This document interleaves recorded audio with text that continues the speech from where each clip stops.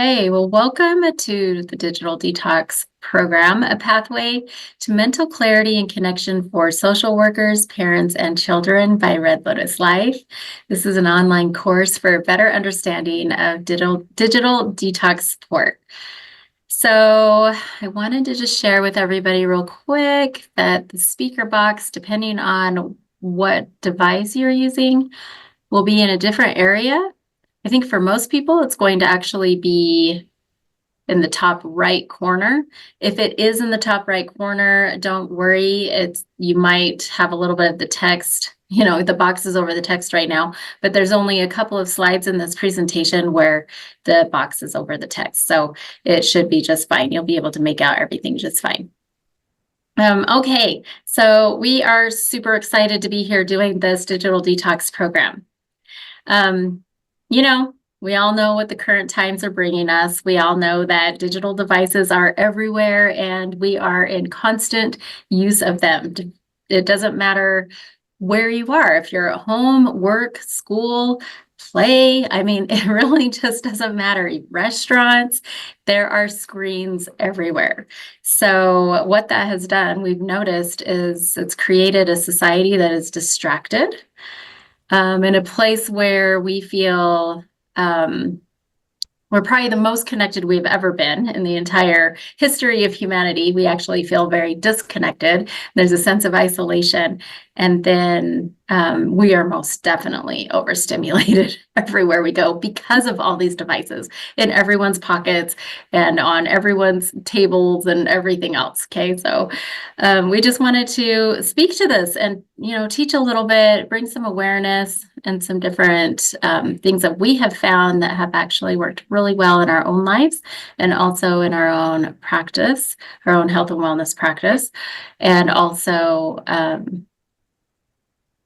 just everywhere, every aspect of our lives, also with the people that we work with. So we also wanted to bring it to all of you mental health and wellness professionals that are out in the field, because what we have noticed is those of you who are on the front lines and you're like in the trenches with everyone, that you also are experiencing a state of depletion. And so we were actually asked to create something along these lines to also help social workers. So not only the parents and children, but also social workers and those that are in the mental health and wellness field, because we would like you to feel replenished and to create a life that you love, that is full of joy and peace and happiness and a regulated nervous system. So one of the things that we noticed with our clients is that a lot of them are coming to us and they are operating in a sympathetic nervous state, which has most definitely put them in survival mode.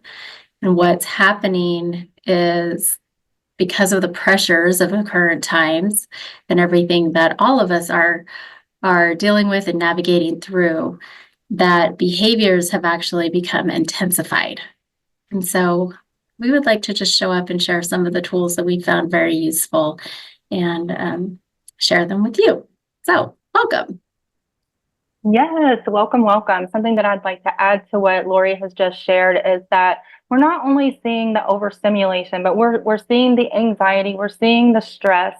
And one of the things that Lori and I are good at in our practices is by simplifying and breaking things down into simple tasks. And so this is the first presentation of a series of 11, and that is exactly what we hope to do with this series. So this first one being around self-awareness.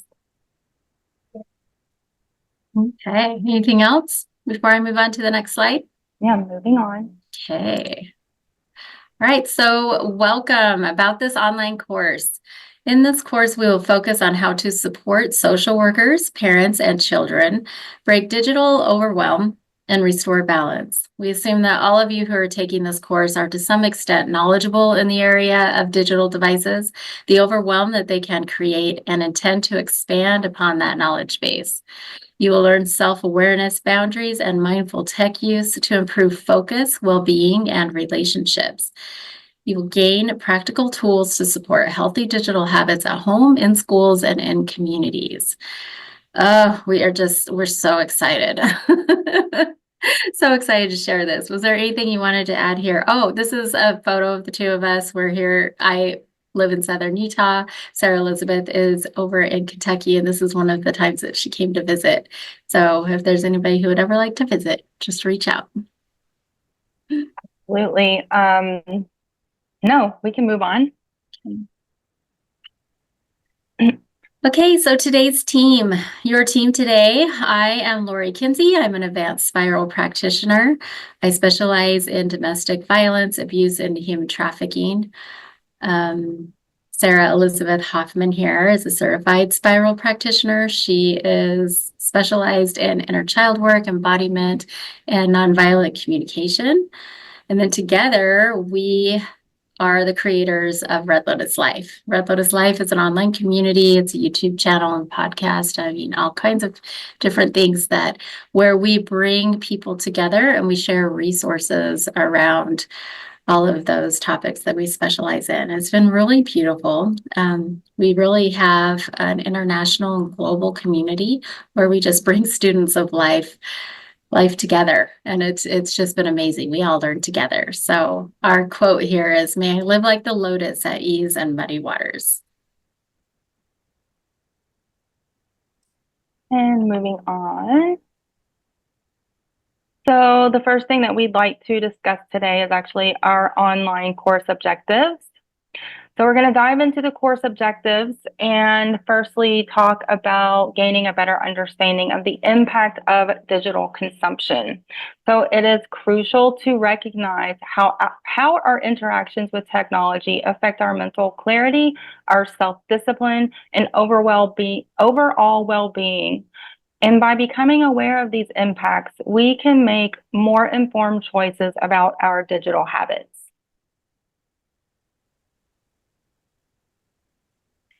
So next, we'll be defining the practical strategies that will help you set boundaries.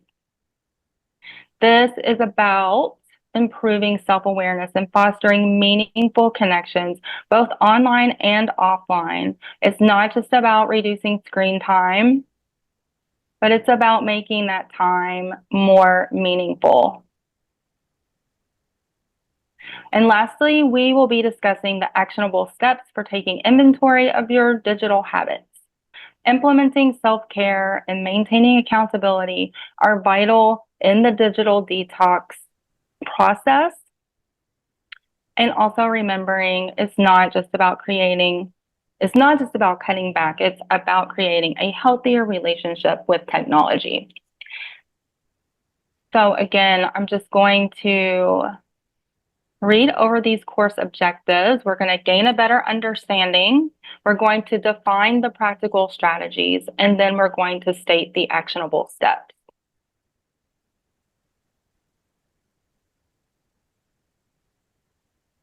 And just moving on to the next slide, unless you have something to share here, Lori.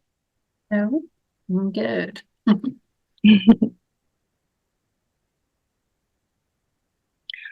Okay, so today as we're diving into the topic of self-awareness of our behavior when it comes to our digital habits, we're just going to share a little bit about the course, which is designed specifically for parents, children, and social workers to develop a keen awareness of their digital habits. So we will be exploring how tracking our behavior can help us identify emotional triggers and foster open discussions about our technology use. And then by the end of this presentation, you will be equipped with practical tools to create healthier relationships,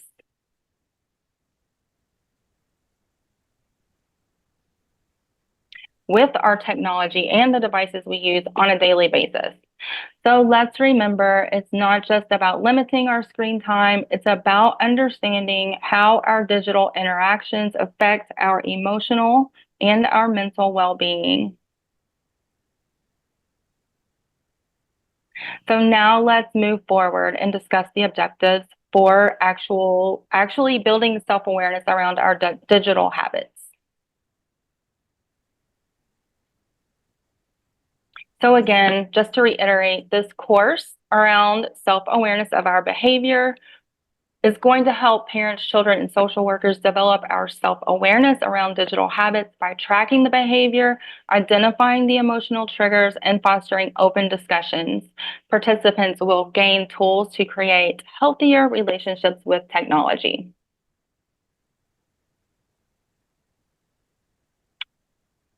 And just moving on to the next slide, unless you have something you'd like to add here. No, I'm just super excited to dive in because this is the first thing that needs to happen, in order to create change is the self-awareness. So yeah, let's dive into the objectives. Okay, so to begin our discussion on self-awareness, the objectives in the context of managing our digital habits. So first, let's talk about the importance of self-awareness.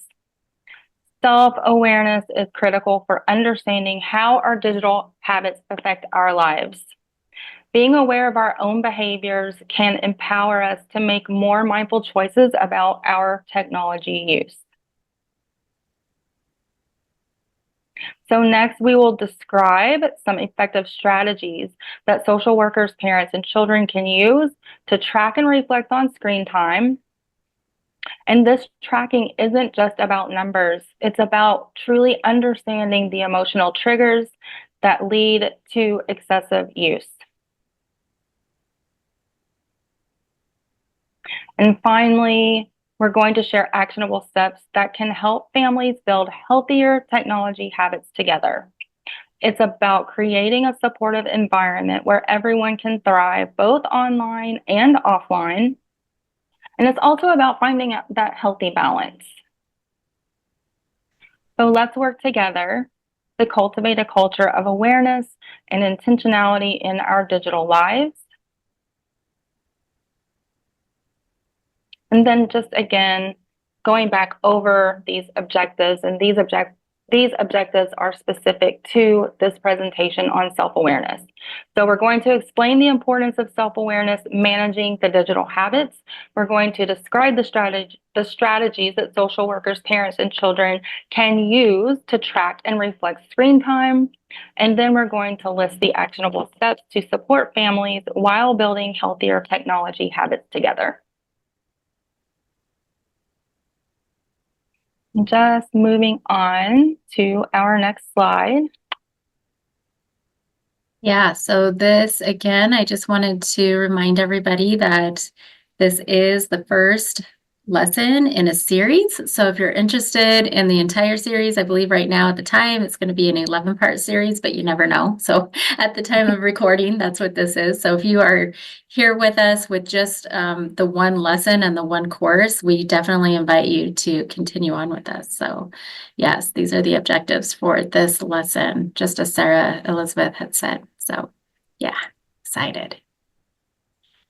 Yeah, so as we are continuing the discussion, I just wanted to highlight a stark reality and just read this quote, share this quote by Jonathan Haidt from the book, The Anxious Generation.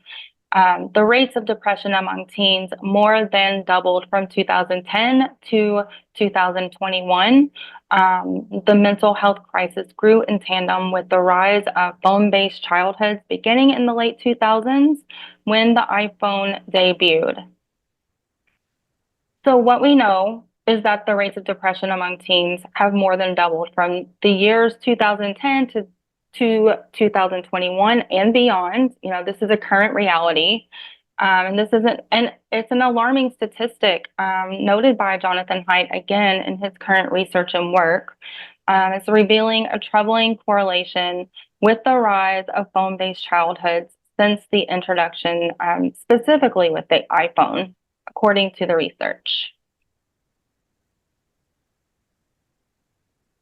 So it's time for us as a society, as practitioners, as social workers, as mental health providers, teachers, and parents to understand that our digital habits are not just personal. They have far-reaching implications for our children's mental health. And this perspective sets the stage for why self-awareness is vital. By recognizing our own behaviors and the technology we use, we can better guide our children and support them in navigating this digital landscape. So now let's explore how creating awareness around digital habits can foster healthier relationships with technology, benefiting both children and adults alike. I'd love to hear your thoughts on this, Lori. I'm so glad that we have this in here because this is an alarming statistic. It's alarming in so many ways. Whenever we were doing the research for this program and we were starting to create it, one of the things that Sarah Elizabeth said immediately was, "Oh my gosh, this is so new." Because it's so new. The technical, the advances in technology have, we all know, right? Even by the time this actually even gets out, there's going to be so much more advancement in technology. It's just moving at light speed right now. And so it has amazing benefits. I have two children. They're adults now, but I have two children that were raised in this time period of when the smartphones came out and everything else. And so it was very interesting to see even how there's not a lot of research, there's not a lot of peer reviewed, especially, right? Because now we're actually starting to see the results, which all of you are very familiar with because you're seeing it in your clinical practices, you're seeing it with your clients, how we are just now starting to actually realize and say that there is a mental health crisis with our kids. And it was fascinating for us to be able to do this program, to be able to create this program because it was enlightening in so many ways. So here we are talking about self-awareness. I think that was the first thing really to bring into the conversation was, wow, how many times do we sit there and go, we see the behaviors of our children and we don't understand it. We're always like, well, it wasn't like that when I was a kid, or so, like that's constantly what we're trying to do. We're trying to understand. Well, once we have even this right here, the fact that there's a mental health crisis in our children, in our awareness, now we can actually begin to come up with resolutions and solutions. So yeah, did you want to share anything more about the research and on this part particularly? No, I don't have anything more to share other than just to piggyback off of what you were just sharing is just having this awareness that is beginning to bring the unconscious into the conscious awareness. And now we can build the self-awareness moving forward. And like you were sharing, now we can find solutions. Yeah, so we, Rachel Milne is the social worker that's on our board at Red Lotus Life. She works in the local school district, the county district, school district. And it was very interesting for her to bring again into our awareness what she has been working with and the different challenges that the kids are having. So especially this part about the depression in teens, it's been fascinating to, even as we created this, to see the results of social media. I know for me, I never really thought social media was that big of a deal. My children were never, this is what I said. So this is why this is self-awareness is so important and why we're doing a whole course on just the self-awareness, because I thought my children weren't really on social media. They weren't really, that was my immediate thing was like, my children weren't really affected by that when they were children. And then I started to recognize the behaviors that John Haidt actually speaks about in the anxious generation. I started to recognize those behaviors in my kids, even though they were the first generations that were being introduced to this. In fact, my son is on the older end of the generation who has been raised with the internet and technology in this way. So what I started just looking at and going, wow, yeah, let's take a look at this, because Rachel, what she was saying is that, the kids, they'll get on these social media platforms. And then what's happening is they are connecting in there, right? Like that's how everyone connects. That's how they talk to each other and everything else. But what that does is it creates this sense of isolation. Like they're coming to her saying how alone they feel, even though they're so connected and have all of these friends and all of these followers and all of these stats on the social media platforms. But what that's doing is it's creating this comparison. Like they're constantly comparing themselves to all the other friends, right? Or even people that they don't know. And even this is so layered. There's so many things that we could go into here because also now with the introduction of AI, who's to say that any of this is even real? Where before, even the only thing that people show on social media, for the most part, especially teens, right? Teens and adolescents are the good things that are happening to them and the fun that they're happening and everything else. And so what that creates is this FOMO. And then now it turns into this like, okay, yep, now I feel alone. I feel isolated. Why didn't they invite me? All of that kind of stuff starts to happen. It's pretty crazy to see that cycle of depression and what triggers it here with technology. Do you have any thoughts on this? Yeah. And so when you're talking about sort of the cycle that we go into, what we're seeing is now there is this massive platform, multiple platforms for bullying. We're seeing the disconnection. We aren't connecting with people in person, and our interactions in person are completely different than they are in the online space. We have comparisonitis. We have the the means to be able to, and we do see this, like we're aware of these things that are happening, that somebody can take a picture and suddenly everybody in the community has, the availability to that picture or the access to that picture. I mean, there are so many things that can go wrong, and it's devastating to our teens, and we particularly see the effects in girls. Mhm. Yeah, definitely. That's one of the things that they are seeing is that it affects the girls more than the boys. It affects the boys differently, which is what we'll Right. get into too as we dive deeper into this digital detox program. We'll dive deeper into the way it's affecting the boys and the girls. But this part about self-awareness, yeah, just exactly what Sarah Elizabeth had said before was that once we're able to bring the conscious, like the unconscious into the conscious, now this is when we can start to create change.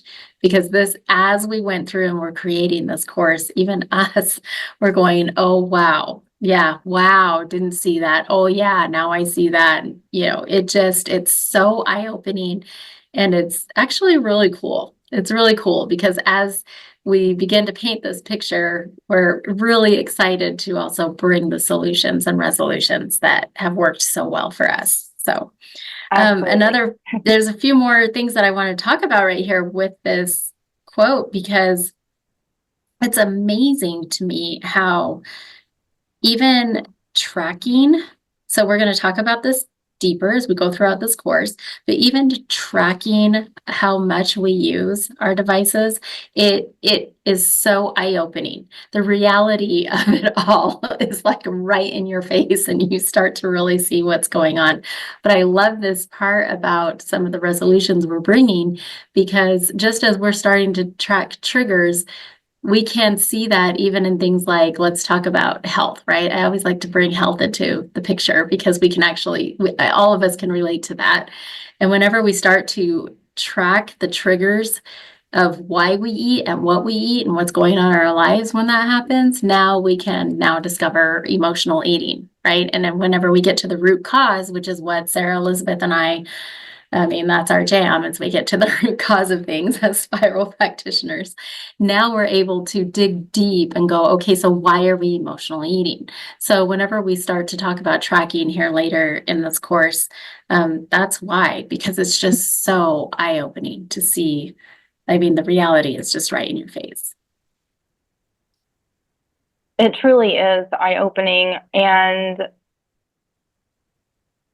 it has been kind of mind-blowing to me in my own experience with this entire digital detox process. Um, because I'm noticing, and here we are as spiral practitioners in the conscious community, so to speak, and I'm a very conscious parent anyway. And so when I have noticed the disconnect between myself and my children, because I do have children in this age range, my daughter was born right in the very beginning of this time period that we were talking about. And then I have a son born 10 years later. So I noticed the disconnect. I noticed the lack of presence, those places where there has been a lack of presence, even when I thought that I was doing a really good job. So I'm not only noticing my own personal triggers, but the those places where I can cultivate and be more intentional around relationships. Yeah, I love this. I love that you brought it in because we can really see, right? We can really Mhm. see as society. That's another thing that's been brought into our awareness as we've been creating this program is I start to look around me and I start to observe. And society's digital habits are they really are creating this mental health crisis, not only in our kids, but in everyone else. But Mhm. here where we are focused on the kids, here's what I've noticed with myself and those around me is that with these like the digital habits, it's constant. It is constant use. And so what is Mhm. happening is that parents aren't able to be available. They just aren't available. And so then there's this lack of capacity to even parent, right? I've seen it. I've experienced it. It's like, wait, I like having the frustration of not being able to actually parent because of the capacity there. And then, yeah, a lack of presence. Like the children are talking to us, like kids Mhm. are talking to us, and we're so engrossed in our phone or working from our phone. It doesn't matter. We could be reading emails, we could do whatever it is on these devices, right? We're so engrossed because we have access to everything all the time that whenever our kids are talking to us, no matter the age, we are just preoccupied and we're just not present. And what is happening is that's now translating to them, I don't matter. And I say this because this was an eye-opening experience for me. I mean, just like what Sarah Elizabeth said, we will never ask anyone to do anything that we haven't done ourselves because we Right. love experimenting with all of this. And so I've noticed that even with the relationship with my husband, whenever I'm talking to him, and he's on his phone and he's not paying attention to me or he's watching a video or something like that, that is what is translated to me. So I know with myself as a conscious person and living a conscious life that if I am feeling that way, I know for sure our children are feeling that way. So, and I've noticed it with myself, even as a parent of adult children. Well, they're young adults, but Mhm. I've noticed that even with myself. I'm like, hold on just a second, let me finish this. And then by the time I get back to them, the moment has passed and they've usually like their feelings are hurt or something like that, because that is what has translated to them as I don't matter. Mhm. My thoughts don't matter. I'm Hmm. not valid. That's what Hmm. it's translated. Mhm. Yeah, even in an unconscious way. Right. So, That's yeah. internalized. That is what's being internalized. It is unconscious. They aren't usually consciously saying, I don't matter, or you're not validating me, unless we have had those discussions to begin to cultivate the emotional intelligence and the awareness. But usually that's unconscious, and that's the conditioning that we're now going to carry with us into our other relationship dynamics. Mhm. Yeah. So I love that you're even bringing this up right now because that's exactly what this does. Whenever we start to go through this digital detox and we start to experience it, what it does for us, our families, our loved ones, it's that it really does cultivate connection. It cultivates connection within our relationships. And I think that's the thing that everyone always says, right? I mean, all of you who are in the mental health field, if you specialize in family dynamics or anything like that, that's exactly why people come to you, right? They want to have a closer family. They want to experience closer relationships within their family. And so, what this does, whenever we start to detox from our digital devices, it actually does start to create a safe and healthy family dynamic. And then I mean, that's just amazing, right? And Sarah Elizabeth and I have both experienced this as well as our clients. We have experienced this, and it is amazing, and it's something that just as a society we are seeing the breakdown within the family dynamic, and it just continues to worsen. And we can see that from the research, and a large part of that does seem to be contributed to the use of digital devices. Yeah, so then there's this other piece that I wanted to talk to before we actually move on into and get deeper into this course. But it really is about, this is for social workers, it's for parents and social workers. And this really is about walking the walk, right? Walking the walk so that you can now have the life experiences that are going to translate into proof in the pudding, I guess you could say, right? And then as social workers and those, professionals that are in the mental health and wellness field, now we're able to create this trust with our clients because we are able to share all of that. We're able to lead and guide them and through these challenges that they are coming to you for. So yeah, we're just excited to share. Yeah, we are excited to share. Are you ready to move on to the next slide? Mm-hmm.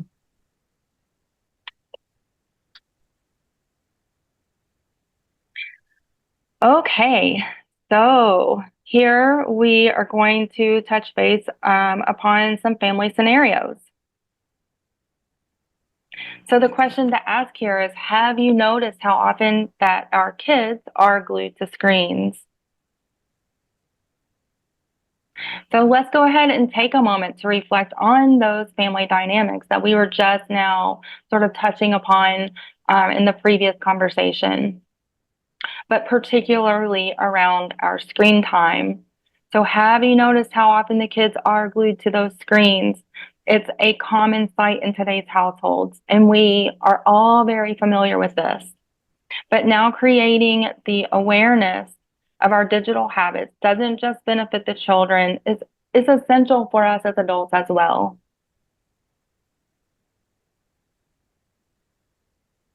So parents, teachers, and social workers can play pivotal roles in this journey. They can do so by helping to educate and shape healthy technology use, not only by guiding the children, but also by modeling those behaviors, those healthy behaviors. So as we move forward, we would love for you to consider how we can all contribute to a healthier digital environment in our families and in our communities. And we would love to ask that we all explore this together.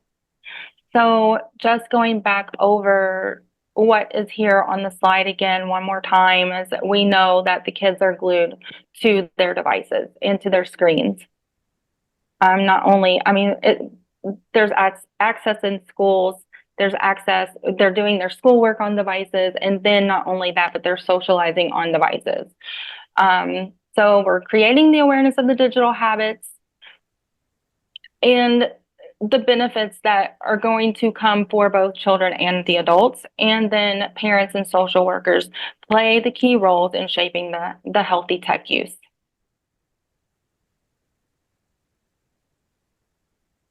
And what would you like to share here, Lori? I love that we're bringing this into, I think everybody sees it anyway. Everywhere you go, you can see that the kids are glued to the screens. So I love this part because with self-awareness now, like we are able to set the tone, right? We're able to set the tone. We're able to set the tone by being the example. One of the things that John Haidt talks about a lot in The Anxious Generation is he talks about how much easier it is for parents or teachers or schools or anyone else to be able to not be the only one and to actually band together with other parents. Because if other parents and other schools, like if schools go device free, then it's great for the other school to go device free. The resistance and the pushback that people get aren't going to be, I mean, you're still going to get it in the beginning until you start to reap the benefits, right? Which is what we're going to go into. But it's really important just being the example and then getting your friends, your family, the other schools, companies, all of that to now kind of buy into this and just to create a new culture around digital devices. This part about benefits, I'd really like, creating the awareness of the digital habits. And the benefits that it brings. One of the things he speaks about a lot too is that free play, right? Like that whenever we go and say, oh, it wasn't like that when I was a kid. Like I feel like every time I say that, I start to laugh because I remember like my grandparents saying that. And they were also in this digital innovative age, right? My grandparents got to see like the microwave get invented and television and all this other stuff. Like things were invented during that time period. And then it's like during our generations, it seems to have just been light speed with that. And now, I mean, with the generations coming up, it literally is changing and shifting every single day. So with that, the kids are not experiencing the free play anymore that they used to experience, like, that we all experienced. What would you like? Is there anything you'd like to share around free play childhood versus digital device childhood? Yeah, absolutely. So when we're talking about children being able to experience free play, then they're able to begin to think outside of the box. They are beginning to be able to sort of care for themselves and problem solve for themselves. They're putting their feet in the grass. They're connecting to nature. They're getting back to the body. They are more likely to be in a state of creativity.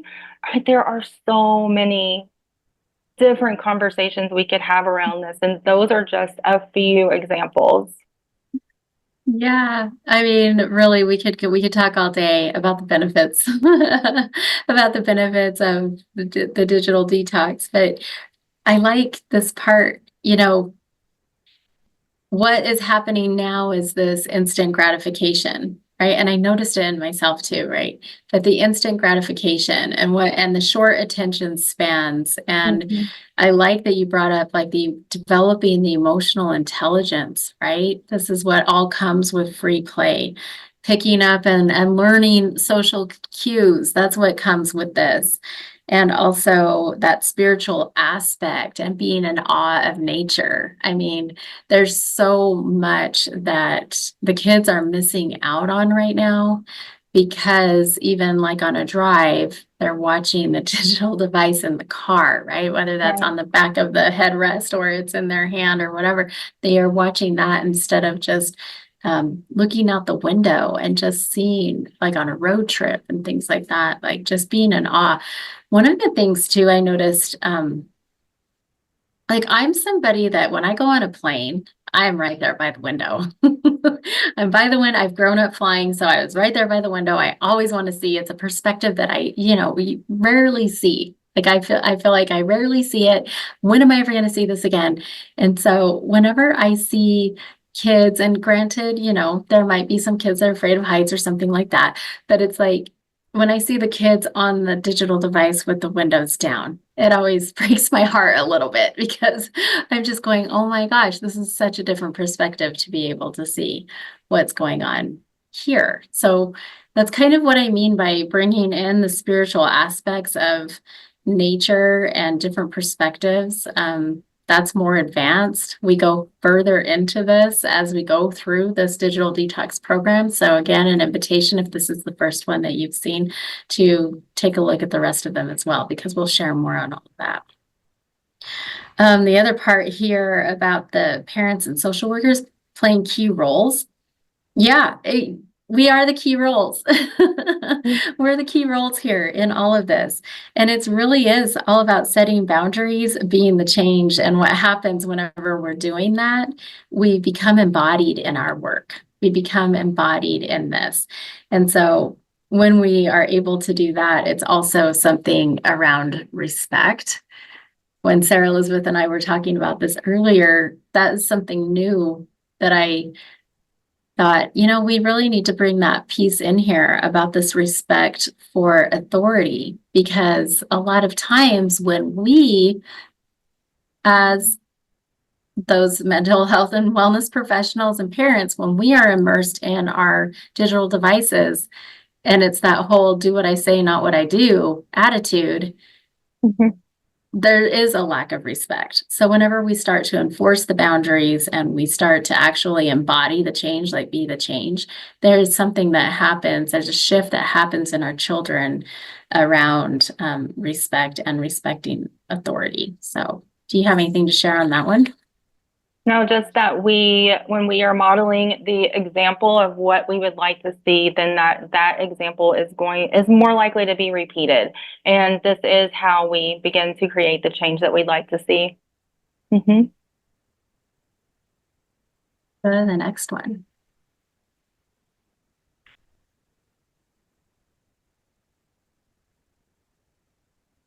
Okay, so now why does self-awareness matter? So moving forward, let's highlight why self-awareness is crucial in the key. Why self-awareness is crucial and key, excuse me there, in our digital age. So first, children learn by example, just like we were just sharing. This means that as adults, we must model mindful digital habits. And when children see us using technology responsibly, they are likely to emulate that behavior. So a second point that I'd like to make then is social workers play an essential role in helping families develop the tools for awareness and balance. They actually have a unique opportunity to guide families in identifying healthy tech habits and initiating important conversations around digital use. And lastly, it's important to remember that our digital interactions can greatly affect our emotional well-being. By fostering self-awareness, we can better navigate our relationships with technology and support our children in doing the same.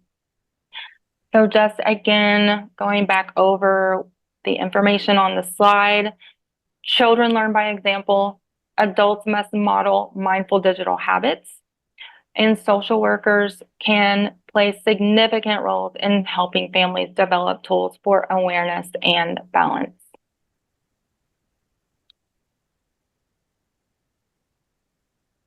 And what would you like to share here? I mean, this whole thing about children learning by example, this is this is exactly what we specialize in as spiral practitioners. We specialize in the cycles, right? The cycles of family culture and the cycles of conditioned reactions and conditioned responses. And so whenever, like, this is where we could go super deep into a lot of the layers of all of this. I'm not sure if we'll necessarily be doing it here. We're probably going to be doing it more as we move through the course. And then also we'll probably do an advanced course on all of this. But this whole thing about, I call it old school parenting, but it could be it could be anything. I didn't grow up with very conscious parenting styles. That was not the culture of my family. My family was very much a do what I say, not what I do type family. Also, being raised in the Japanese culture, again, that was very much what it was. It was not about being a model in this way. And so what is really cool about this is that we have the opportunity to actually break the cycles of family culture and that maybe not so healthy way of relating with our loved ones, right? We get to do that right here with something as simple as self-awareness, self-awareness and breaking the habits with digital devices and how we use them. So I think this is really cool because we could go into all kinds of even addiction of like, sex addiction and all kinds of things. But I don't know if we will. That's kind of where I'm like, I don't know if we will actually in this one. That probably will be more of an advanced one. But this is where we can also bring in like bioenergetics and all the different layers of how this actually happens, not only with the body and in the DNA and everything else, but also um, in the like just mental and emotional and everything else. Like this is exactly what we do as spiral practitioners. So anything that you want to share on this one? No, I feel complete here. We can move Okay. on to the next slide. Oh, I wanted to talk one more thing, a couple more things on this one with the social workers, Mhm. because this is really, really cool. We really are the foundations. Like if you're in the health and wellness field, we really are the foundations. And being the example and being in integrity with our work, that really does speak volumes actually with our clients. They can tell when we are an embodiment of our work. They can tell because of the way that we live our lives, right? And so again, whenever we are here and we are actually the embodiment of our work and we have that self-awareness, now we are able to create that trust and be able to lead and guide them in a totally different way. So I've noticed whenever we do this, any of the resistance that we may be getting, it pretty much just falls away automatically because they can literally see that we are walking the walk and that it's working for us in our lives. Yeah, and I will go ahead and add something to that here. When we are being the example, when we are walking the walk, we are getting really intimate with our own experiences, and that then allows us to see the experiences that others are having. And by that I mean be able to pinpoint what is actually happening, what is actually going on, because we have already had that experience. Mhm. It also allows empathy. Yeah, big time. Yeah, big time. And I think this is where they could see it, right? I mean, because whatever you're saying, this is where we can pinpoint because if we've gone through it and we've experienced, especially with detoxing, any kind of detox, which we'll go into a little deeper here, but it's almost textbook what happens. And so you can actually see where they are in their journey with this. Yeah, you actually can see where they are in their journeys, as well as the progression as we are creating the self-awareness. So then we've already created the self-awareness in ourselves. So now we can see the self-awareness that's being created and the progress throughout this entire process. Yeah, and also whenever they're hitting that little hump, right? And they need a little like boost, Like, we can also be like, it's just on the other side. Or all your hopes and dreams are just on the other side. Just get over this little hump, give them a little boost. So yeah, I just think this is why it matters. It will definitely deepen your practice. And also that trust, it also the quality, right? The quality of your mental health and wellness practice is just, and then also the quality, you receive benefits of that too. Like we receive that as the professionals, we also receive the benefits of this in our life. So yeah, ready to move yeah, on? yeah, we can move on.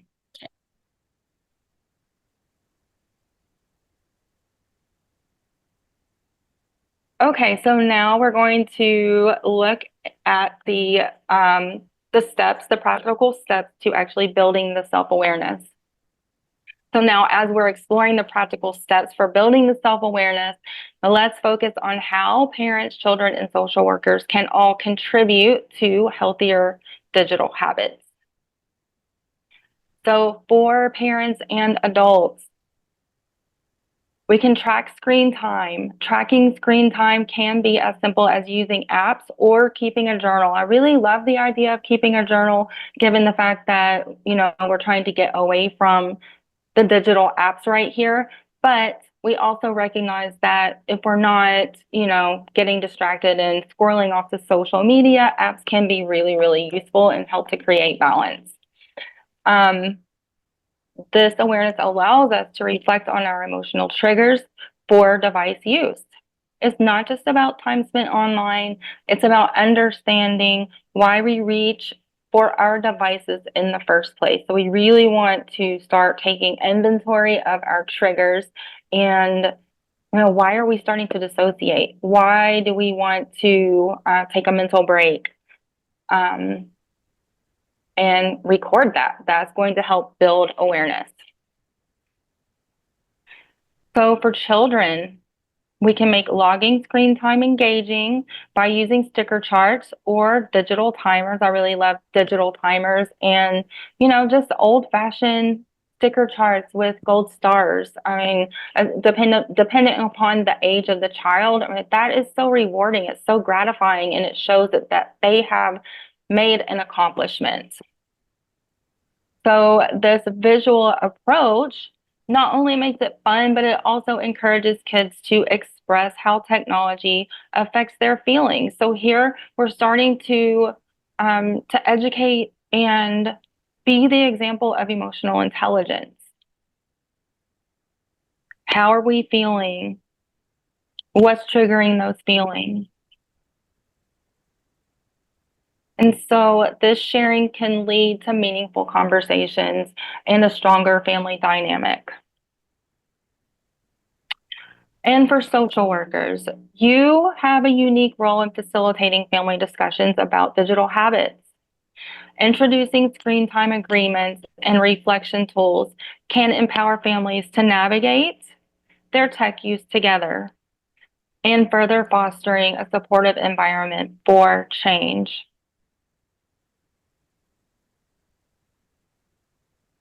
So building awareness is a shared responsibility. And again, let's begin taking these steps together as a collective. So just taking a look again at the slide to reiterate, we have parents and children track your screen time using apps or journals, and then reflect on the emotional triggers for the device use. For children, we're going to use sticker charts, digital timers, or visual aids, and also encourage our kids to lean into that emotional intelligence and share how technology makes them feel and why are they using it. What are the experiences that they are having that make them feel like they need to go and bury their heads into a device? And for social workers, just facilitating family discussions on digital habits and then introducing screen time agreements and reflection tools. So what would you like to add here, Lori? Oh my gosh, this is so big. This is Right. so big because now we start to really notice like the dissociation, right? Start to noticing what we notice about those emotional triggers. So I love this part about the journals and using apps too. I mean, we're real with what's happening. We are a world of technology. We're always, sometimes apps actually make our lives better. So if there is going to be apps in use, then awesome. But if you want to actually do the journals, I mean, that is something that just is a whole different experience in and of itself.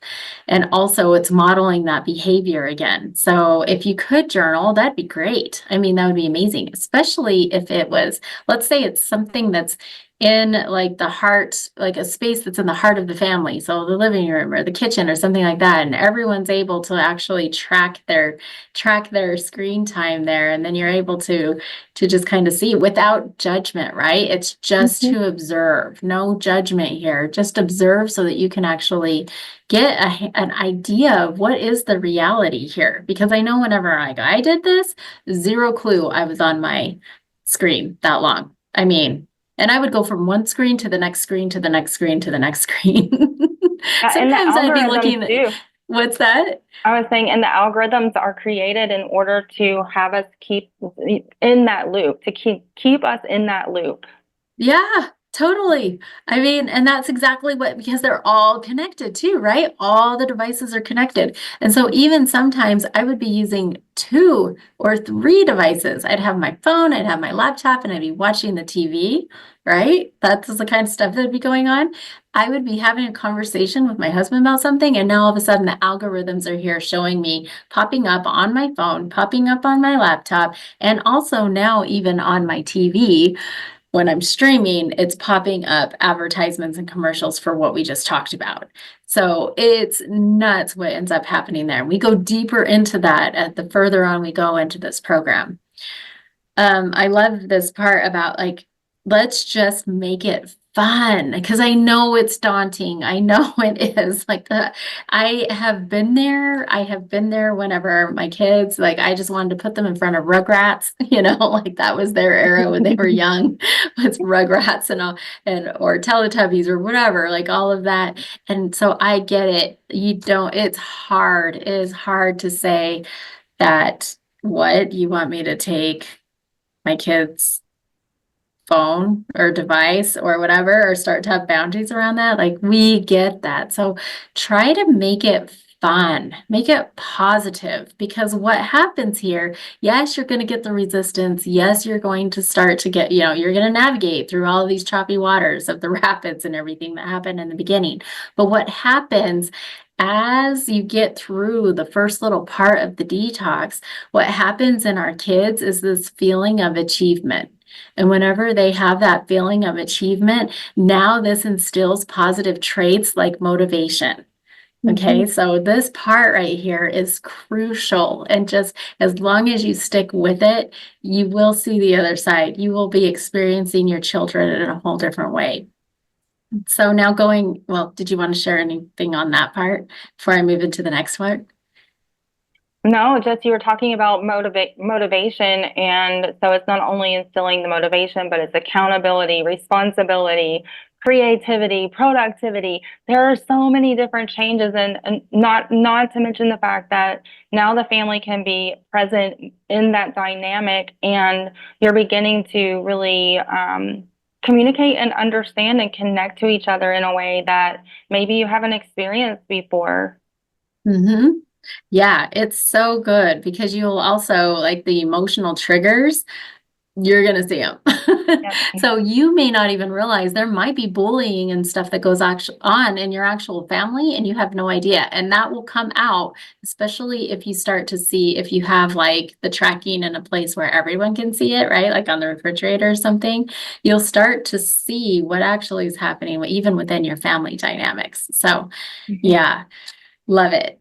This part about the kids, the children, with our young children, what this does when we start to implement these like sticker charts or timers and all that, what it does in the young children is it starts to teach them boundaries, which is huge. They start to understand, and I've actually witnessed this within some of my own friends and their young children because they are very conscious of the screen time in their home, and I've been able to literally see this play out in real time, and it's been amazing. So it teaches the younger children boundaries. If they're in elementary, what it teaches them is free play. All of a sudden, they're free playing and they're engaging and they're out with their friends and they're on the rope swing and they're doing all this stuff. And then all of a sudden, then what happens? Now their creativity is activated. And then they start to actually get into this creative space. And now these school age, like elementary age children, now all of a sudden a box is turned into a rocket ship and stuff like that. Right. It's the coolest thing to like see what happens whenever they actually get into this free play. All of a sudden their imagination just starts to ignite and it's on fire. Did you have anything to share with that one before I move into the social worker part? No, go ahead. Okay, so then now here with the professionals, This is really super fun. This is when, I mean, if you're doing this and you're embodying this work, your creativity starts to get ignited. And this is when you can get super, super creative with these agreements and the different tools and things like that that you get to come up with. And so as you reflect on your own experience, now you can go, oh, what worked for me and what worked for my family? And now you can create these tools for your clients. And that's huge, because what this does for anyone who's in the professional field, what this does, it instills positive traits of innovation. And that will take you everywhere. Whenever you have something that is new and exciting and, proven track record and how it works for you, that's huge. And then when you're able to share that with your clients, like, they get that from you. It's that embodiment of the work again. And they'll take it instead of like giving a little bit of pushback and, oh, I don't know, and all of that. They actually will take it, because what it does for them is it gives them hope. Mm-hmm. Yeah, it does create hope.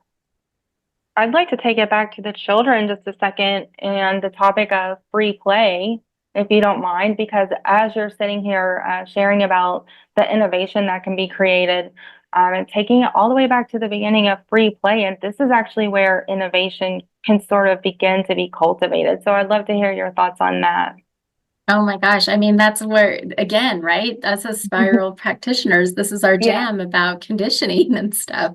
And so if we don't have digital devices conditioning our children from a very young age, can you even imagine? Like, think about if digital devices were back in the age of Einstein, would we even have electricity? Wait, he's not the one that did electricity. Who was that? Franklin? Ben Franklin, yeah. Yeah, Ben Franklin. So Ben Franklin, right? All of that. But even let's say Einstein, right? Would we Hmm. even have the things that we have now? Would we have any of that? Would we have airplanes? If that was there, would we have cars? Like, would Ford have been able to create the gas engine or whatever? I don't know a lot about the details of all that, but what I'm saying is that would we even have these inventions if we had technical devices back then? Because that is what, if you look at any of those documentaries, that's what they did. It was, as kids, they wanted to fly, right? And I don't, who was it that invited? My words aren't The, here today the with that. Wright brothers. Yeah, the Wright brothers. Okay, so if the digital devices were there, would they even have had the imagination, right? The imagination to say, "Oh my gosh, we can fly," and then to move forward with that. So, so much here. I mean, honestly, just take a look at yourself, even as you're listening to this course. What were the things that you wanted to do when you grew up? And where was the detour in not fulfilling that dream? So, yeah, we love to ignite that kind of stuff here. Yeah, absolutely. And if you find yourself in this process personally, then we'd also love to hear what areas you find your creativity coming back. Like when Lori's talking about what did you want to do when you were a child? Well, one of the things that I've experienced just with this process of creating the course and doing like actually doing the process ourselves is that there are so many places where my own creativity has come back online because my mind, my mental body is not being distracted in so many different places that now I can focus and really drop into that creativity. And now so much more is getting done, so much more is getting created. I mean, time just opens up, right? Hmm. Okay, you ready to move on? Yes. Okay.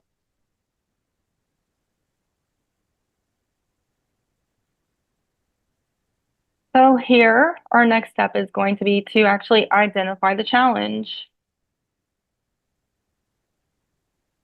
So when we're focusing on identifying the challenge, For adults, it's going to be all about recognizing the challenges we face with technology and how important that is. It's often the first step towards finding effective solutions.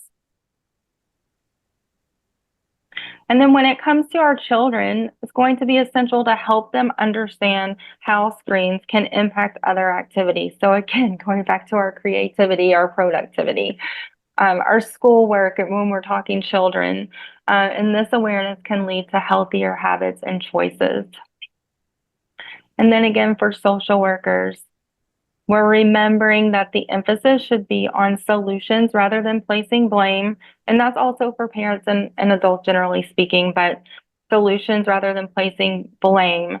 And then this approach is going to foster a more positive environment for everyone involved.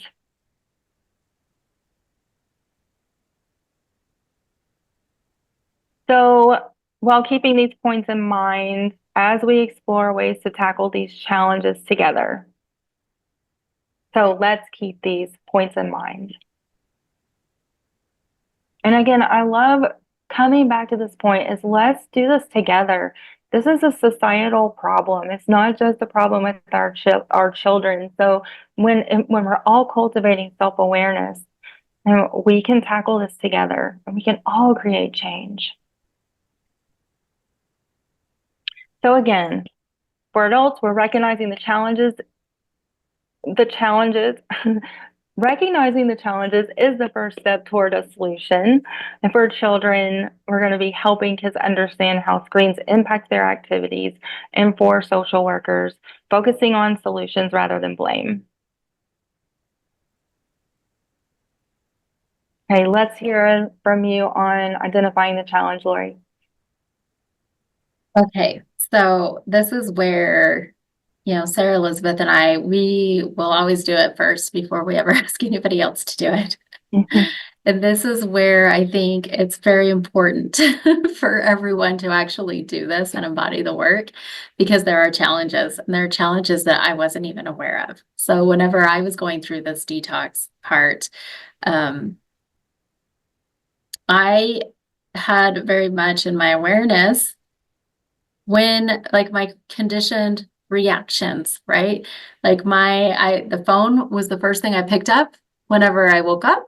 It was also the last thing that I sat down before I went to bed. I mean, I'm in bed and it's right on my nightstand. I picked it up all the time. I'm talking all the time. Anytime I was bored in a conversation, anytime I was standing in line, anytime I wanted to avoid something or someone, anytime I wanted to check out, do some mindless whatever.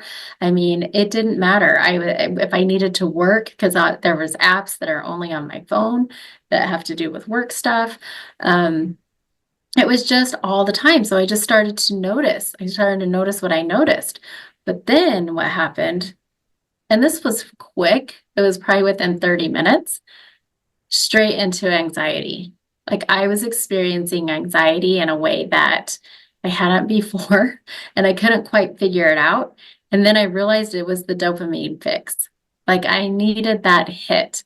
I was so used to being addicted to my phone or the TV or whatever it was that I had to have that fix. It was the craziest thing. And then what happened is I started to judge myself.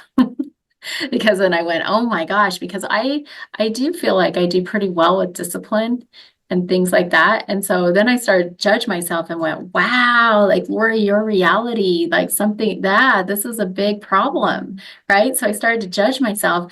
Then I really looked at that again. Spiral practitioners were constantly in a state of observation of ourselves.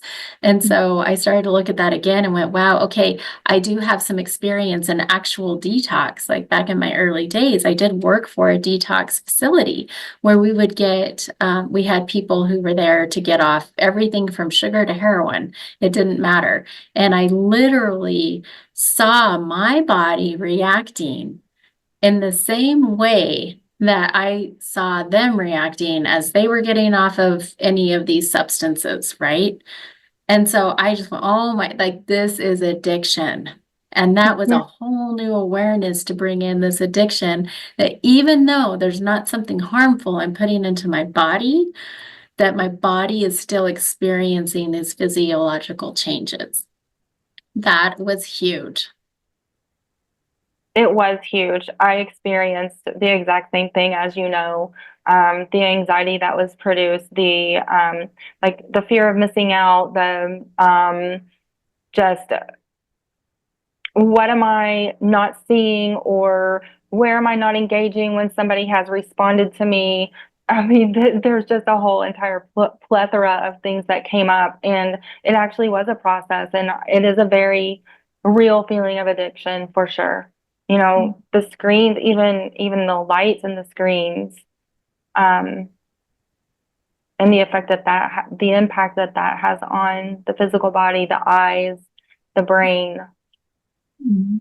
There's Yeah. research out there. Mm-hmm. Yeah. So, I mean, I feel like this is why it's so important for us to go through it, because now let's look at our children, right? Our children are going to be going through that, and they're not even going to understand what's happening. So I think it's really important for adults to recognize to go through it, go through it first. I say go through it first before you start to take your family through it, but go through it first so that you know what to expect.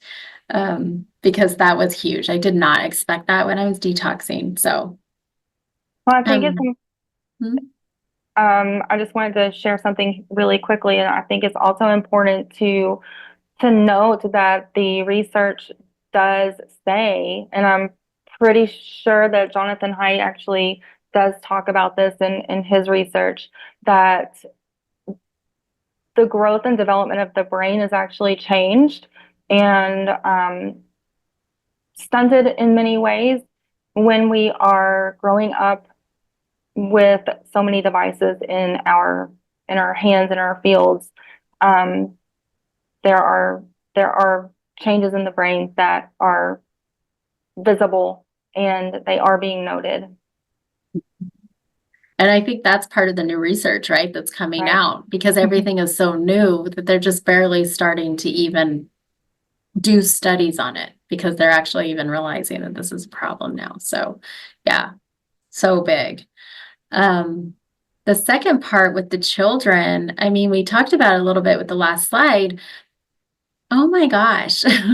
Just to help them understand, I think the only way you're going to help kids understand how that impacts their other activities is just by giving them a new reference point.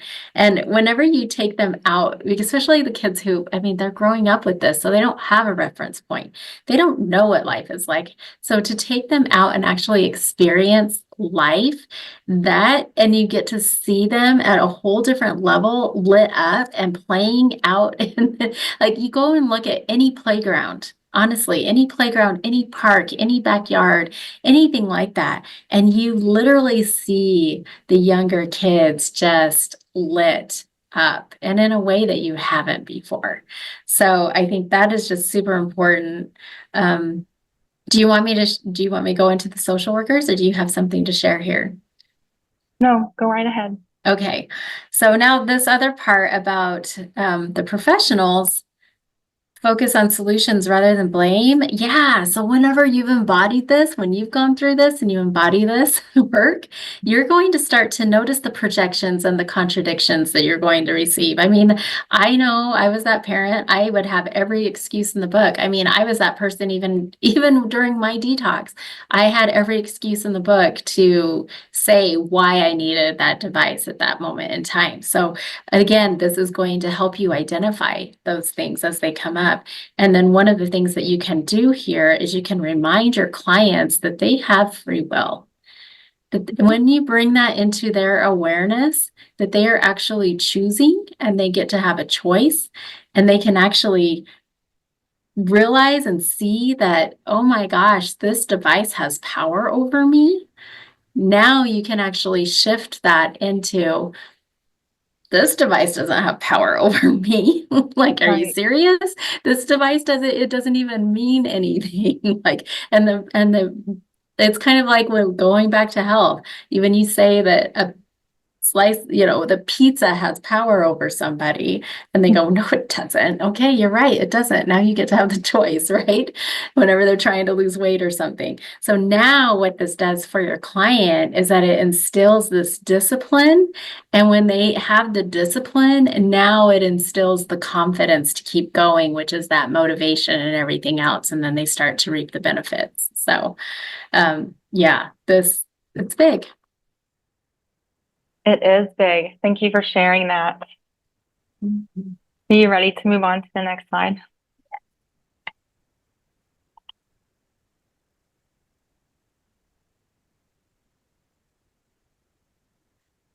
So another quote that we'd love to share with you here is another quote by Jonathan Haidt, The Anxious Generation.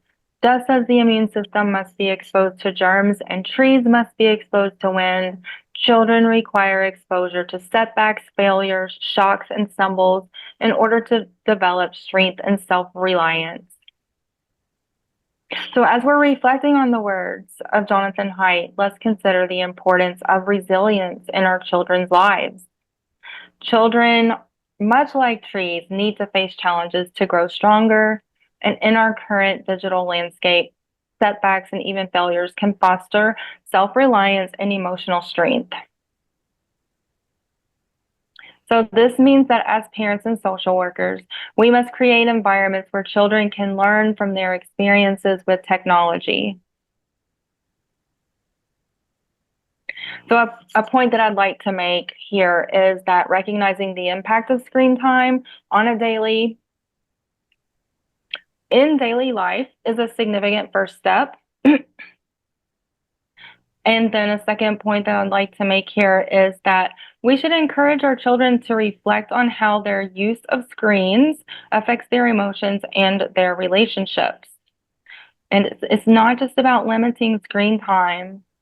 It's about understanding its role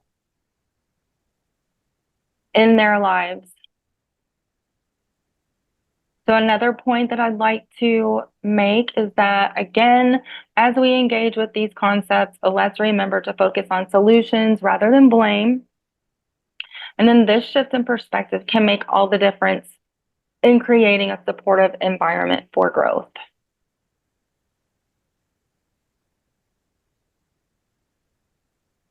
So next, we'll take a look at the practical family activities that can further enhance our awareness and engagement with screen time.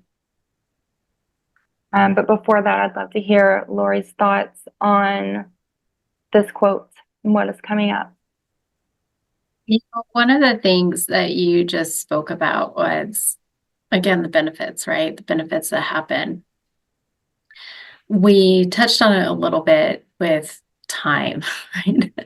I think that's the biggest thing right here with the self-awareness is that you start to realize how much time is actually taken from you. And what I noticed is that I had so much more time that opened up to do what I love. And if anyone that knows me, time's my biggest thing, right? That's my most precious resource because I don't usually have a lot of it. But what I was able to do, which was really super cool, I was able to go to a pottery class. That would have never happened before. I just wouldn't have had the time for it. But I was able to go to a pottery class. I was able to take a friend that I haven't seen in a while. And so I was able to cultivate that relationship with her. But not only that, like the benefit that happened with me is I realized how therapeutic it actually was to have my hands playing with the mud and all of that and the water and all the stuff. And then also I realized, and we could go deeper into this because this is more of an advanced course for us to do at another time when I talk about the therapy that goes around it. But I discovered a new talent. Like I was really good, and that I'm not somebody that's usually good with anything that is art, because that's the one thing that hasn't, like, my creativity just wasn't really there. It got shut down real quick as a child. And so when you were talking about your creativity coming back online, yeah, mine totally came back online in that class. In fact, I ended up saving everything. They said, you can keep 2. And I said, how much is it for me to keep everything? And they go, really? You want to keep everything? I go, yeah, because you can actually tell what this is. And that never happens with me. But it was cool because I was present. I was there. I was in the moment and I was really experiencing it. And it was amazing. That would have never happened before. Yeah, I love this point that you're making about being present and now being in the space of creativity, because the research is showing that when we are engaging with our devices on a regular basis, our brains are actually in the online space even when we are not engaging with the devices. So this is one of the reasons that it's so important to go through the detox process, because we want to be present, we want to be creative rather than engaging in a fictitious space that, you know, we aren't, our physical bodies are not there. So why are our minds still in that space? And for me, it was not only the creativity, but it's again the productivity, the procrastination, where I noticed that I would have in the past waited to do things until the very last minute or until it absolutely had to be done. But now, since there's space created, there's motivation to just go ahead and do it, right? So it really has changed every aspect of my life, and I think that you'll say the same. But it really took me back to, okay, what was I doing pre 2010? What was I doing pre iPhone debut? Right? It has been a tremendous change. It has been a tremendous change. So again, going back to, this is why we're creating this program and these presentations, because the research is so new. Yeah. Yeah. And it's been fun to create it too. That's been good. Mhm. So going back to this quote and really having the resilience, right? Like it's so important for our kids to have resilience. It's so important to expose them to setbacks and failures and shocks and stumbles and all of those things, because it really does develop strength and self-reliance.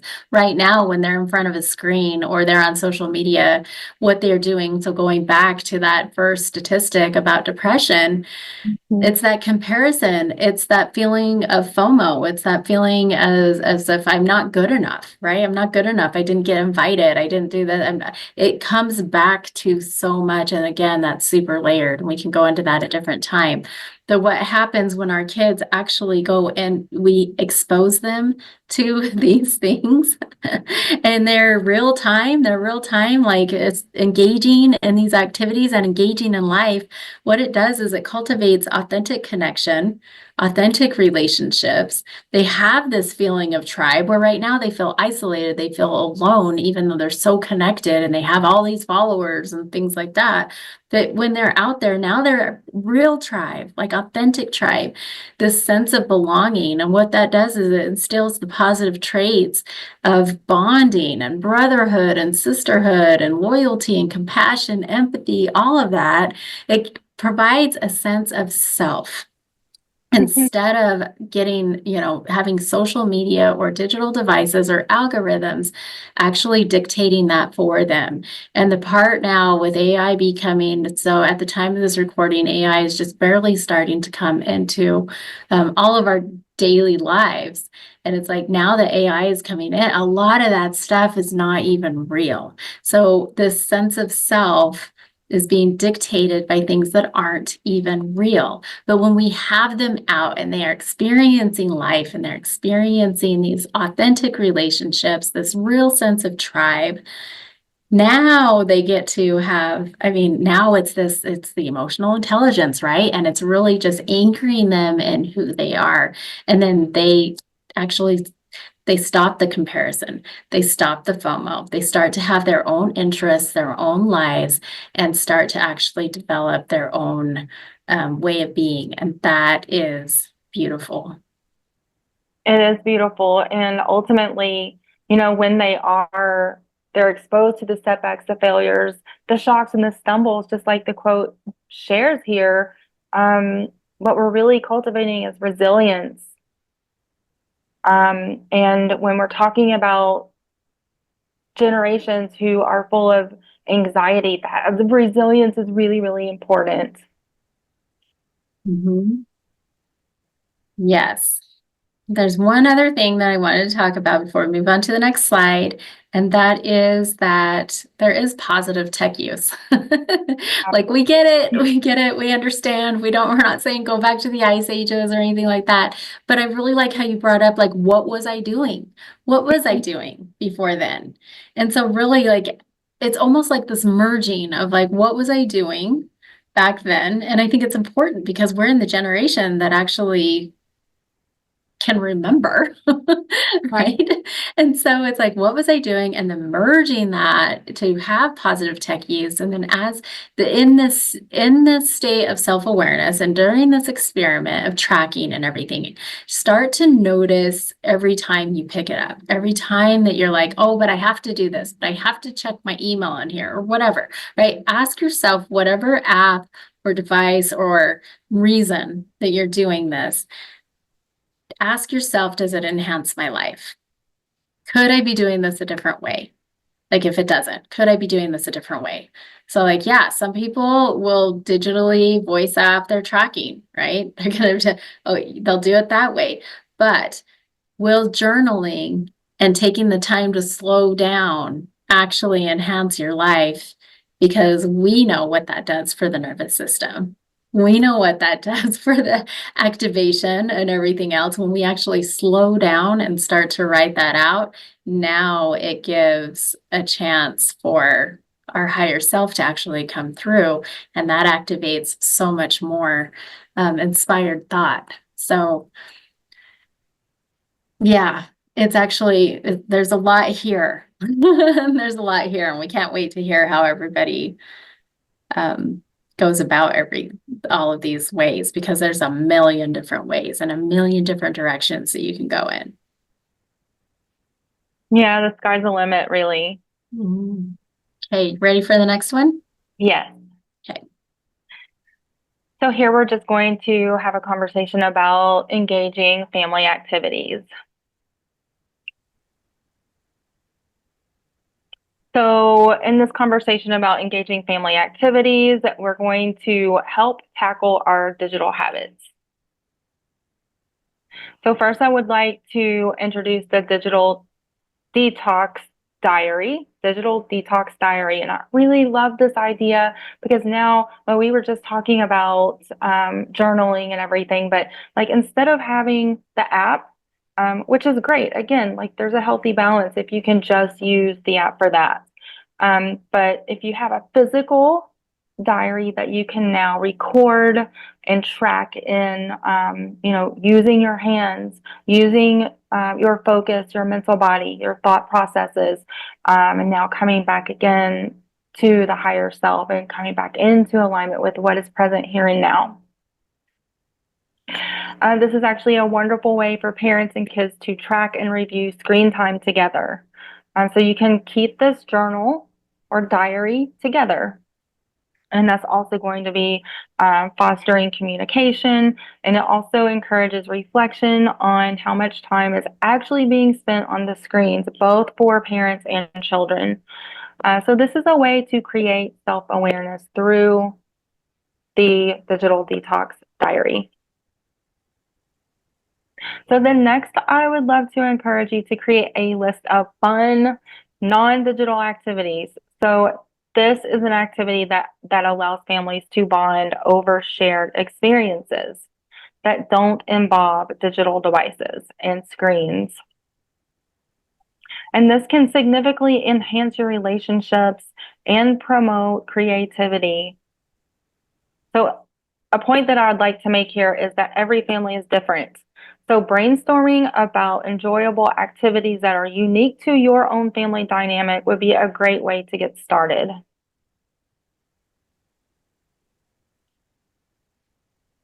So now leaning into engaging activities for social workers. So you again, utilizing visual tools can be a total game changer. We've already talked about what that can look like in different aspects. And these tools can help families assess their tech habits really, really effectively. So it's about guiding parents to set realistic collaborative screen time goals while reinforcing self-awareness.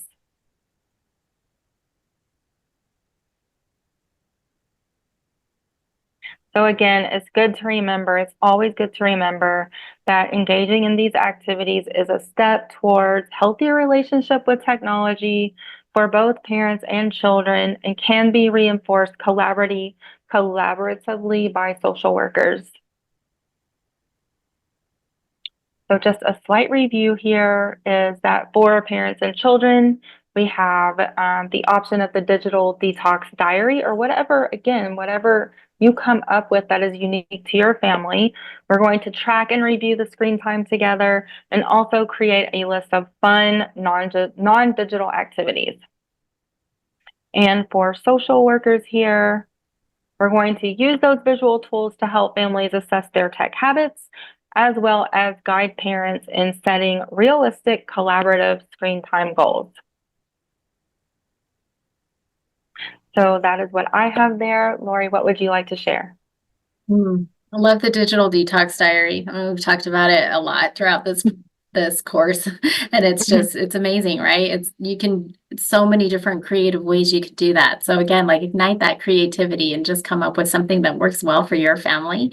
Usually the thing that you're like, well, this would work well, but that's going to be the hardest. That's probably the one you want to go with. Right. Because you want to be able to just take everything head on, because once you get over that challenge and over these bumps, I promise there's a whole nother life, a whole nother world on the other side.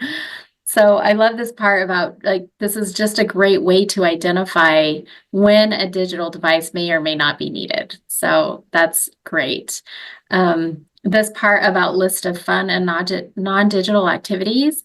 So I just want to share a quick story. There's so many things that, that I did. In fact, it was funny because I also, when we were doing this, said, well, my kids didn't actually grow up in this time period. And then I went, oh my gosh, yes, they did.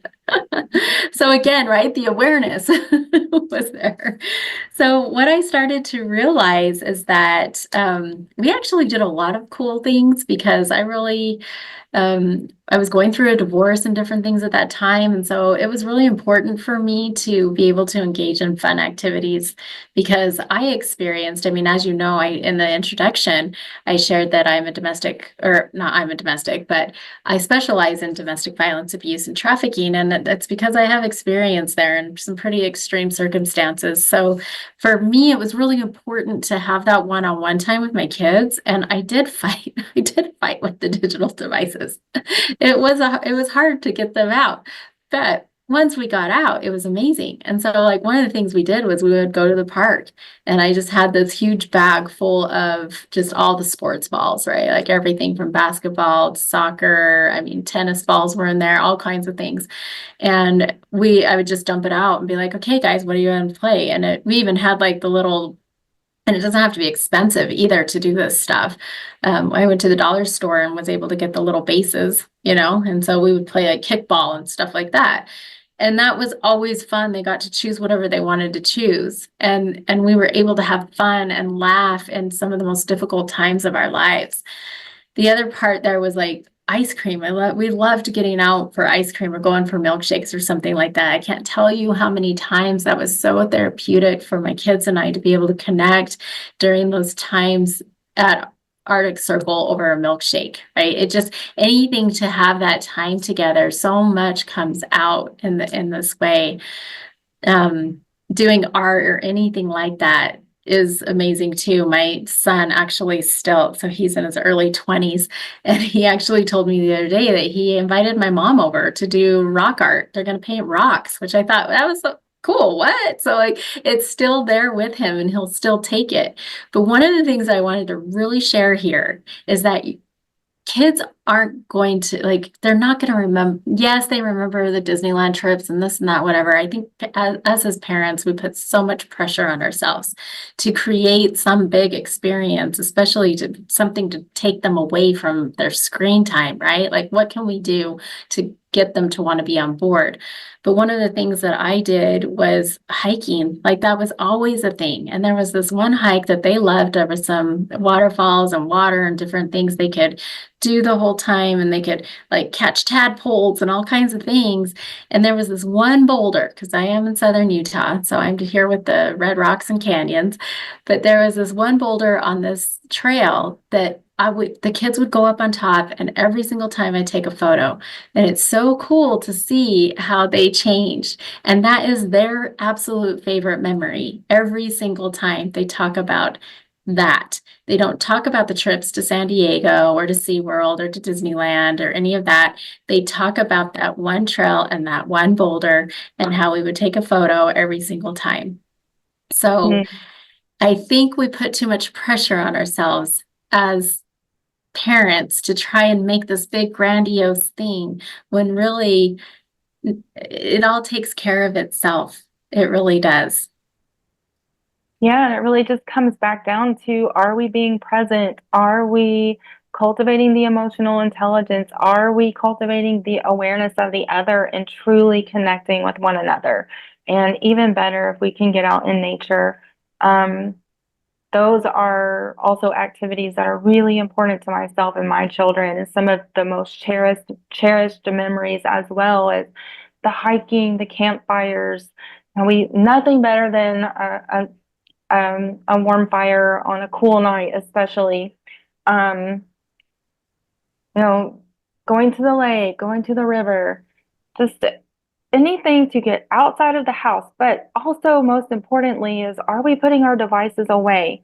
Because, one of my favorite things to do with my son was also, you did ice cream, we did Pelican Snow Cone, which is a local snow cone place here. But one of the things, as have been moving through this process, and I was remembering those times as well, is what it looks like right now today when I go to the snow cone stand and I see the parents and their children. What I see is older kids on their phones, younger kids wanting mom or dad's phones, parents on their phones. So yes, these activities can really, really be fundamental and foundational to what we are attempting to create, the change we're trying to create, but are we actually doing them without our devices? And that makes a huge difference. And so I know that, again, pre-2010, we likely would not have had those devices. And if we did, it was a really simple device. Now we have to be intentional about putting them away while we are engaging in these activities. Yeah. So just going back to those boundaries, right? Setting the boundaries and everything else. We go into all of that deeper in the next courses as we go through the program. Right. The last thing I wanted to share here with the professionals and the social workers here is to really set, I think it's important to set realistic time, like screen time goals. I feel like that is key, because what we want to do here is we want to actually be able to promote success. We want to be able to set up our clients for success. So whenever we do that, this is what instills achievement in them, and this is what creates momentum and everything else for them again. So really it is this, again, like doing it yourself so that you have a realistic idea of what someone is going to go experience and move through, navigate through, especially like as individuals and also as a family. So, okay. Yeah, I think we're ready to move on. All right. So as we are coming to the end of our presentation on self-awareness, we would like to sort of take a look at what are our next steps going to be. So in the next presentation, we are going to be talking about accountability. So here we're going to be shifting our focus again to accountability. While awareness is crucial, without accountability, it's easy to slip back into those old habits. And we kind of started to touch upon that a few slides back. But we need to take control of our digital habits as a family. And this means setting realistic goals together and checking in with one another regularly. So it's not just about limiting screen time. Again, it's about fostering the healthy habits that support the entire family.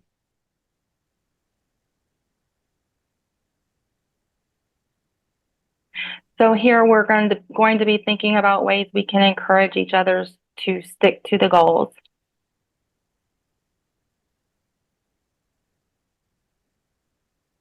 So here we're just going to imagine we're sitting down together, we're reviewing our progress, and we're celebrating the small victories. And that's how we build a lasting digital balance. So again, the next presentation in this digital detox series will focus on exploring specific strategies to hold ourselves accountable. So awareness is the foundation for lasting digital balance. And our next steps will explore the accountability and how to take control of digital habits as a family. Would love your thoughts here. Well, it's so good. Like all of this is so good. The next course is accountability. This is where, yeah, we have to have accountability because accountability is where change happens. You know, it starts with self-awareness so that now we can start to go, okay, what is it that we need to change? It's bringing that whole like unconscious into the conscious. And now the next step is accountability of actually starting to create a plan, right? So this is so good. One of the things I wanted to share with everyone here, like as I've been going through this process, what I've discovered is that every day is a good day. I'm able to lay my head down at night and every day is a good day, even if it has been a difficult one. That has been the biggest takeaway I've had so far with having this self-awareness. The reason why every day is a good day is because I have discovered that I actually have the capacity to actually be there and be present. Like I had because I'm not saying every day is a happy day, a joyful day, all of those things. I'm not saying that. There are difficult days. In fact, having a lot of difficult days right now with a loved one who is an extended member of the family. But what I found is that every single night as I lay my head down to rest and I'm doing the highlight of my day, even though it might be difficult, I have gratitude and appreciation for every single experience that I've had, where if I was in a state before of survival mode, I was in that sympathetic state. I was very like all over the place. I would get frustrated, I get irritable really easily. And whenever, as spiral practitioners, we get to the root of the problem. So I'm like, okay, what's the deal here? I just didn't have the capacity.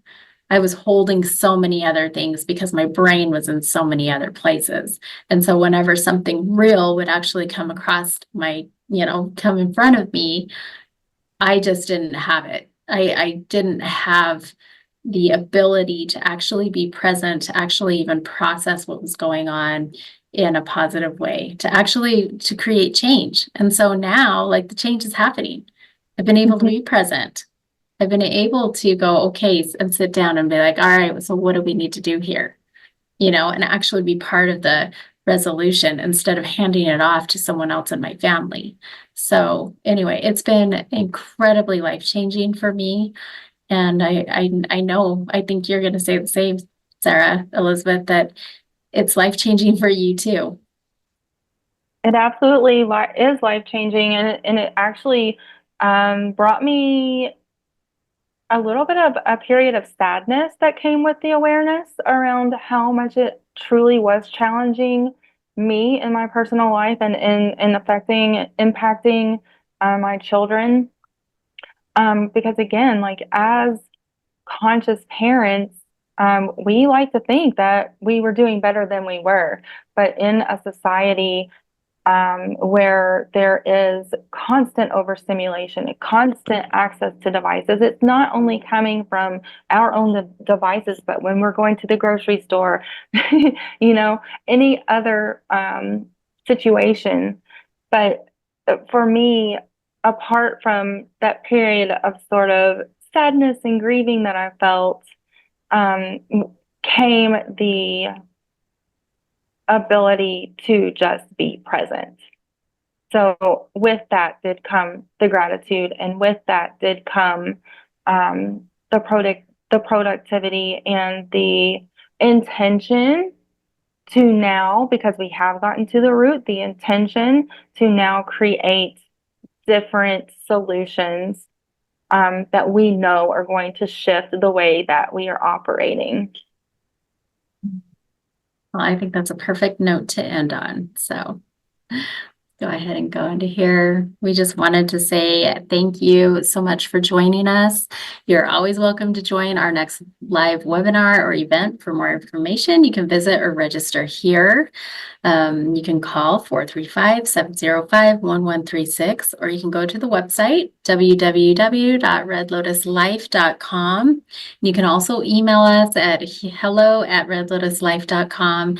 And also just another reminder that this is the first in at the moment of recording, the first of an 11-part series. So if you are catching this just as a single course, we invite you to continue on with the next presentation. So thank you so much for joining us, and we will see you next time.